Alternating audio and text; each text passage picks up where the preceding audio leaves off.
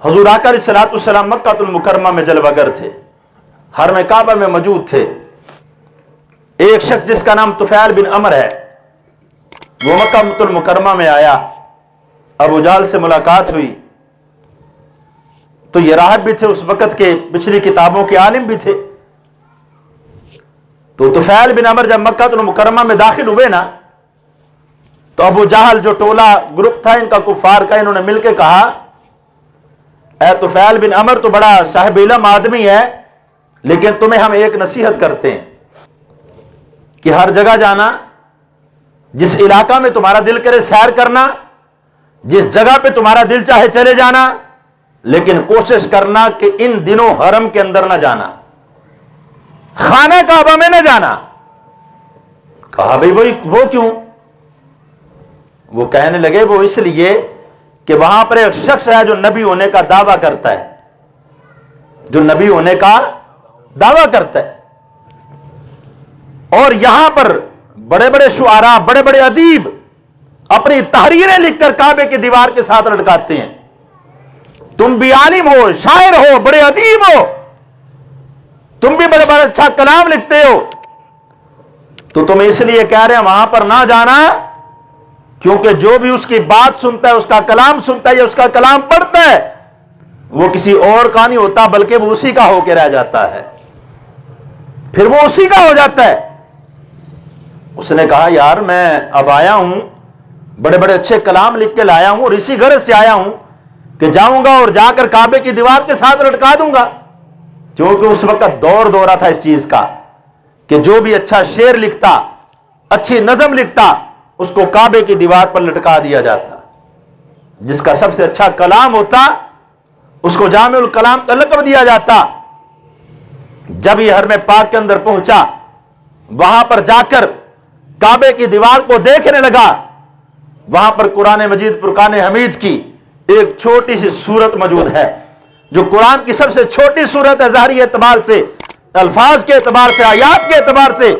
3 آیات مقدسہ پر مشتمل وہ سورت، سورہ کوثر۔ آقا علیہ الصلوۃ والسلام نے فرمایا میرے پیارے علی آؤ ادھر، عرض کیا یا رسول اللہ حکم ہو؟ فرمایا اس سورت کو لکھو اور جا کر کعبے کی دیوار کے ساتھ لٹکا دو، کعبے کی دیوار کے ساتھ لٹکا دو، اور ان لوگوں کو چیلنج کر دو جو مکہ کے رہنے والے ہیں، جو باہر سے آئے ہیں، ان سب سے کہو آؤ مل کر سب کے سب اس کے برابر کوئی سورت لے کر آؤ، اس کے برابر کوئی ایک آیت ہی لے کر آؤ۔ تو حضرت علی المرتضیٰ شیر خدا رضی اللہ تعالیٰ سورت کو لکھتے ہیں، کعبے کی دیوار کے ساتھ لٹکا دیتے ہیں۔ اب جو بھی پڑھتا ہے، اول تو کوئی قریب آتا نہیں ہے، اگر کوئی آتا ہے تو پڑھ کر دیوانہ ہو جاتا ہے،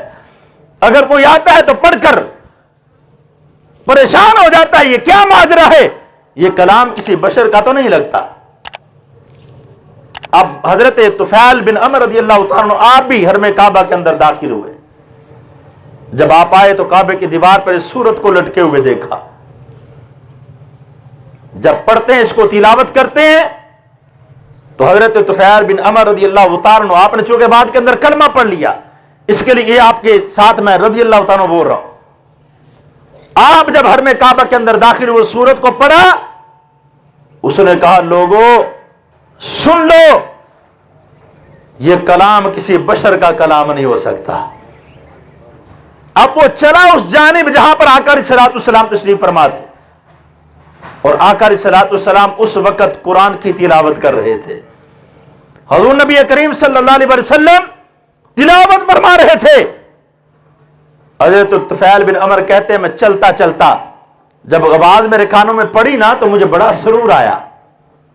میں جانتا تو نہیں تھا یہ پڑھنے والا کون ہے، یہ کیا پڑھ رہا ہے، تو جیسے میں وہ کلام سن رہا ہوں وہ میرے کانوں میں رس گور رہا ہے، وہ ٹھنڈک میرے دل تک جاتی ہے، میں کہتا ہوں جس کو دور سے سننے میں اتنا سرور ہے، پاس جا کر سننے میں کتنا سرور ہوگا، بولیں ذرا سبحان اللہ۔ حضرت طفیل بن عمر کیا کہتے ہیں؟ فرماتے ہیں کہ جیسے ہی میں قریب ہوتا گیا آواز جتنی تیز ہوتی چلی جا رہی تھی اتنی تیزی کے ساتھ میرا دل دھڑک رہا تھا، وہ آواز میرے کانوں سے میرے دل کے اندر اتر رہی تھی۔ آپ فرماتے ہیں جیسے ہی میں قریب ہوا میں نے دیکھا ایک سونے چہرے والا، سونے زلفوں والا، سونے امامے والا درمیان میں ہے، اور صحابہ اکرام علیہ رضوان کا مجمع ہے، آقا علیہ السلام درمیان میں بیٹھے تلاوت قرآن فرما رہے ہیں۔ طفیل بن عمر فرماتے ہیں میں اب آقا علیہ السلام کی بارگاہ میں حاضر ہوا، جب کلام اس نے پڑھا جس پر کلام نازل ہوا،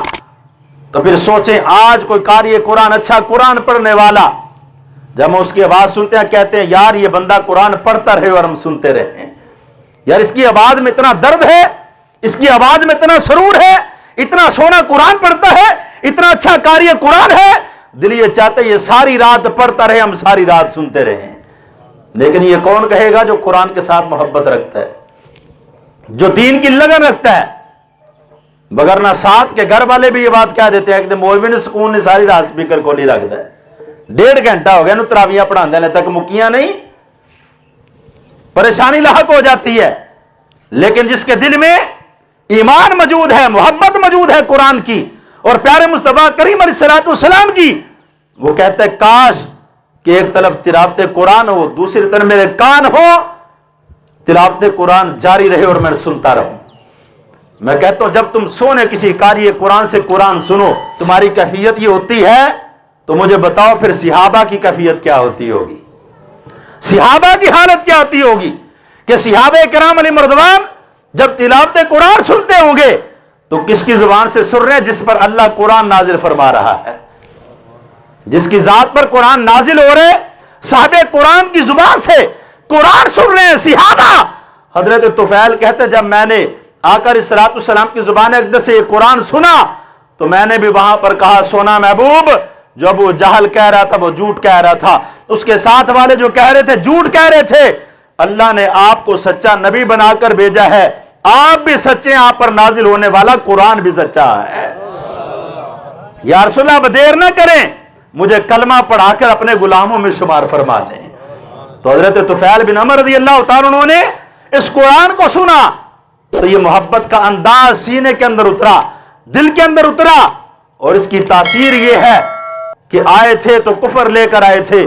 جب بارگاہ مصطفی میں پہنچتے ہیں تو خالق کائنات دل کے اندر ایمان کا نور داخل فرما دیتا ہے۔ تو اس لیے حضرات محترم قرآن کے ساتھ ہم اپنی وابستگی بنائیں، اپنے بچوں کو قرآن پڑھائیں، ناظرہ کم از کم ان کو صحیح تلفظ کے ساتھ لازمی آنا چاہیے،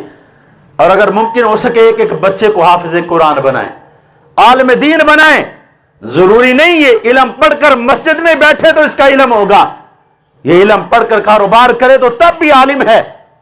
یہ علم پڑھ کر انجینئر بنے تب بھی عالم ہے، یہ علم پڑھ کر حافظ قرآن بڑھے پھر بھی حافظ قرآن ہی ہے، یہ اگر ڈاکٹر بن جائے تو پھر بھی حافظ قرآن ہے، پھر بھی عالم دین ہے۔ یہ جیسی مرضی ڈگری حاصل کر لے، اس سے جو اعلیٰ ڈگری ہے حفظ کی، اس کے پاس جو اعلیٰ ڈگری ہے عالم دین کی، وہ اس سے نہ دنیا میں کوئی چھین سکتا ہے نہ آخرت میں کوئی چھین سکتا ہے۔ یہ ڈگری اس کو دنیا پر بھی فائدہ دے گی، آخرت کے اندر بھی فائدہ دے گی۔ تو اس لیے حضرات محترم اپنے بچوں کو باعمل حافظ قرآن بنائیں، باعمل عالم دین بنائیں۔ آج اس زمانے کی ضرورت ہے، ہمارے گھروں کے اندر مسائل کا فقدان ہے، علم کا فقدان ہے، کہ ہم لوگ مسائل جانتے نہیں ہیں، دینی علوم ہمارے پاس نہیں ہیں، کس لیے کہ نہ ہمارے گھر میں کوئی پڑھا لکھا ہے، نہ ہم کسی پڑھے لکھے کے پاس بیٹھتے ہیں، تو اس وجہ سے علم کا فقدان ہے۔ میرا بھائی اس طرف توجہ کریں کہ آج زندگی ہے کل کو ختم ہو جانی ہے، بہترین انسان وہی ہے جو اپنی دنیا کو اچھا کر لیتا ہے، چونکہ جس کی دنیا اچھی ہو گئی خالق کائنات اس کی آخرت کو بھی اچھا فرما دے گا۔ دعا ہے اللہ رب العزت کی بارگاہ میں کہ خالق کائنات ہم سب کا یہاں پر جمع ہونا، نماز جمعہ کی ادائیگی کرنا اپنی بارگاہ میں قبول و منظور فرمائے۔ وآخر دعوانا ان الحمدللہ رب العالمین۔